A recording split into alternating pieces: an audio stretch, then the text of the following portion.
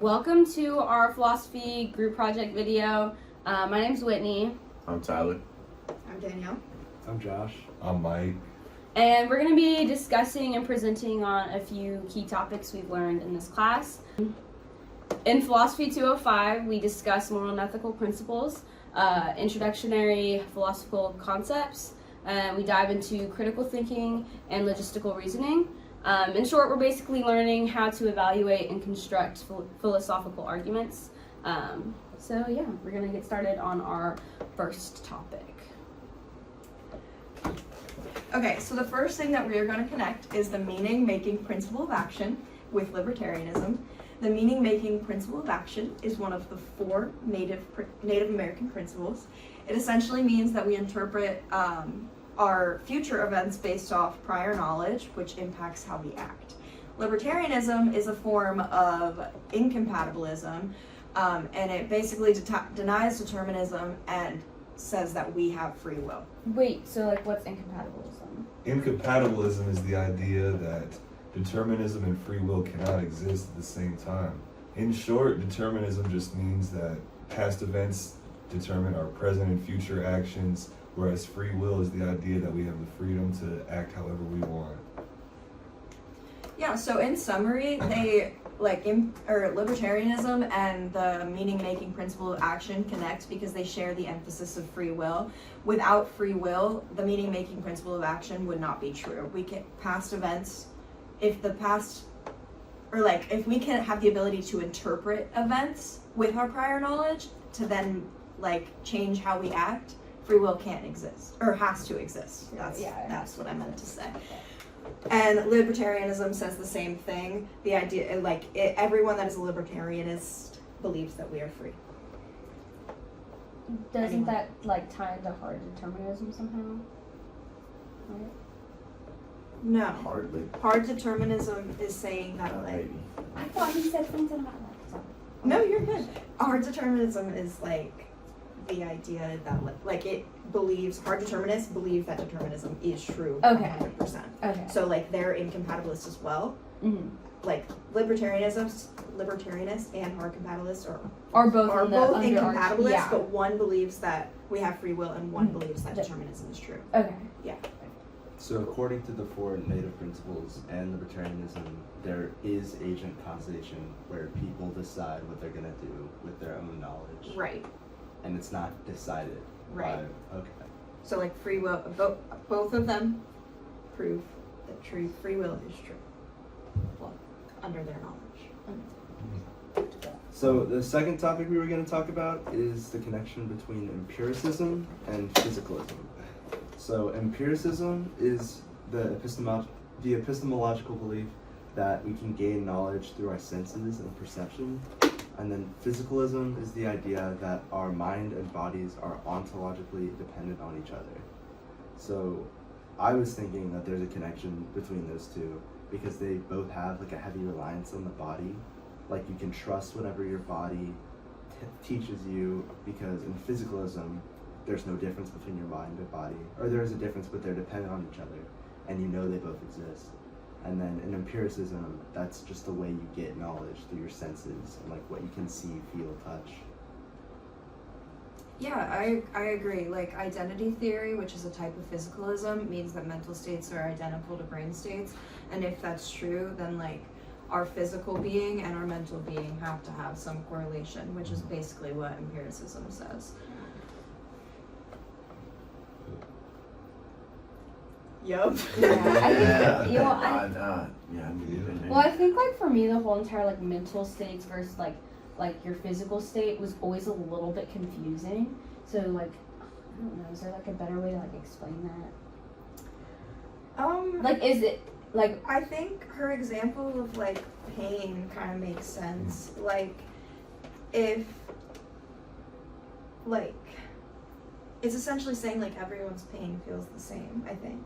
And then, but doesn't that go into chauvinism, where it's it's only your pain, you think that your pain is the only valid, whatever. Yes, Doesn't it? I think so. Wasn't there some where she was saying that people see different colors? Yeah, I was thinking about that. Yeah, I have strong Oh, and how it feelings would be about like that. impossible. No, that's, What are your that's strong very feelings about interesting. that? Well, it's just like crazy to think about. No, Oh it yeah. is. Well, I mean, I guess when you think about people being like colorblind and stuff, it's like, I guess not it, even yeah, it like does what make if a little. what if like what I see as blue is what someone else sees as red. Right, but we both Yeah. call it. Yeah, it's Yeah, crazy. exactly. Yeah. No, it is.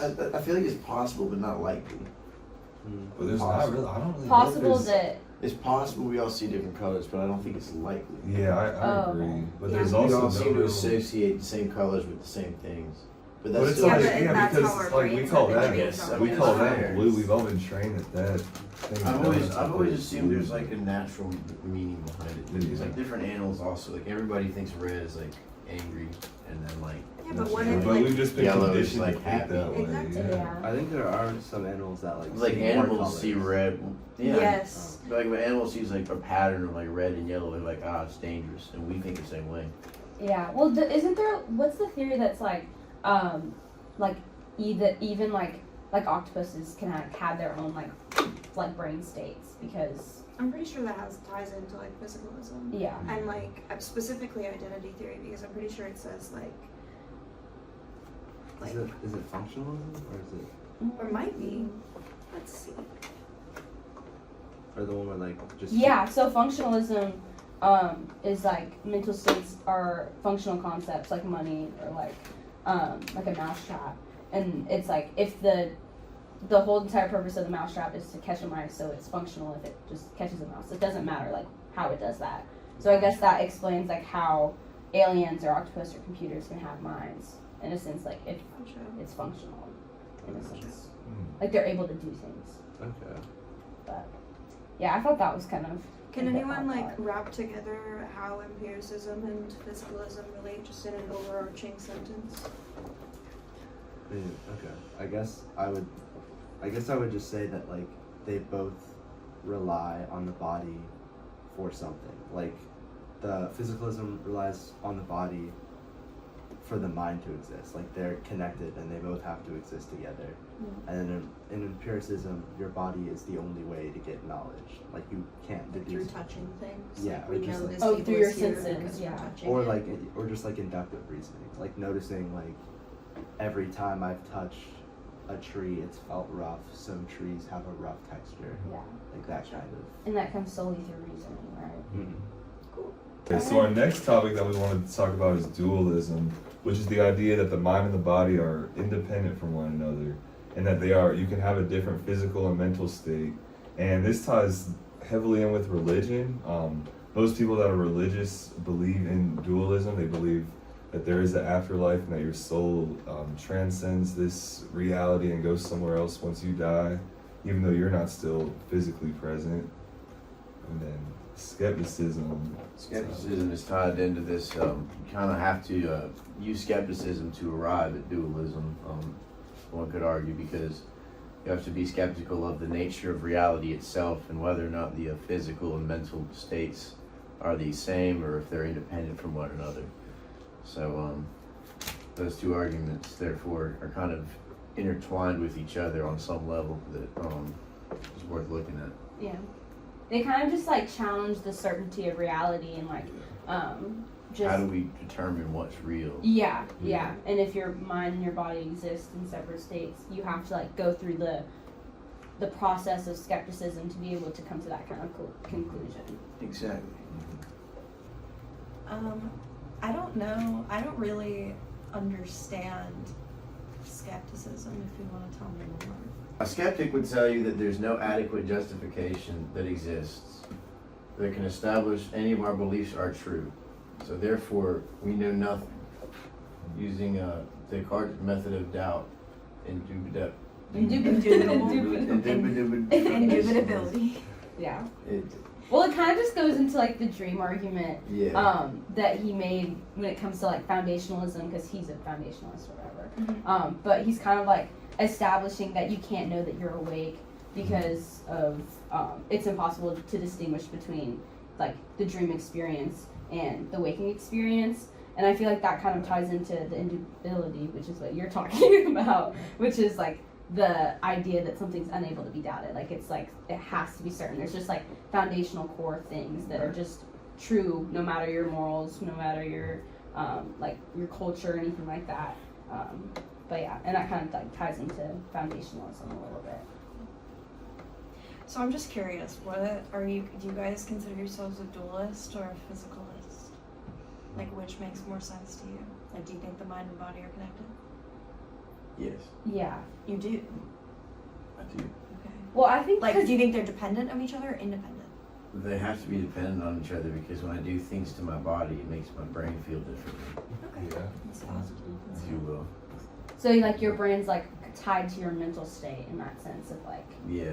it's like the Like, emotions and not just the Theoretically, if one consumes a physical substance of alcohol, their mental state is changed. So Yeah. therefore, the physical effects are clearly, inevitably locked in with the mental effects. They have to be related.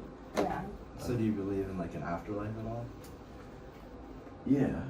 So like So then in they your would- I mind, just what don't know the happens? specifics. Well, I We don't yeah. have to You get know, into it. I think they could be like two separate entities. Like they can. But they're still. But they still like Yeah, they're intertwine, but they're connected. not They- like you 100%. know, like, they still interact with each Yeah, other. I Like see they what you're depend on each other. They interact with each other, but Like they are need each still other their to own exist. two set. Yeah, yeah. Well, I exactly. feel like- Yeah. Inextricably linked, but still distinctive in and of Yeah, themselves. yeah. Because like you can't Speak on it. physically live here on Earth without like a physical body. Mhm. But I mean, you can't really like interact with anybody if your mind is just gone. Like Yeah. if you lose your mind, you go into like a vegetative state or something. Like, Yeah, and I definitely think that science doesn't have like science talks about like the neurological effect of things on your body, but then there's some things that are like beyond that in a sense, where there are like scientific cases where it's tied into more than just like what your body is reacting to, and like more of like your stress and your emotions and things that aren't necessarily like Physiological state. yeah. So I feel like that's what makes me like think about being more of a dualist than a skeptic. mhm. I agree. I'm right there with you. As you see the vision. And that is it for all of our little philosophy connections. Yeah. It's definitely interesting to note that like two things that are super like different Yeah. from each other, A lot of opposing of each opposition, other, yeah. they have like weird intermingling Yeah, connections. interconnections, yeah. Yeah. That you wouldn't So normally it's see. been a fun discussion. Yeah. All right. See ya.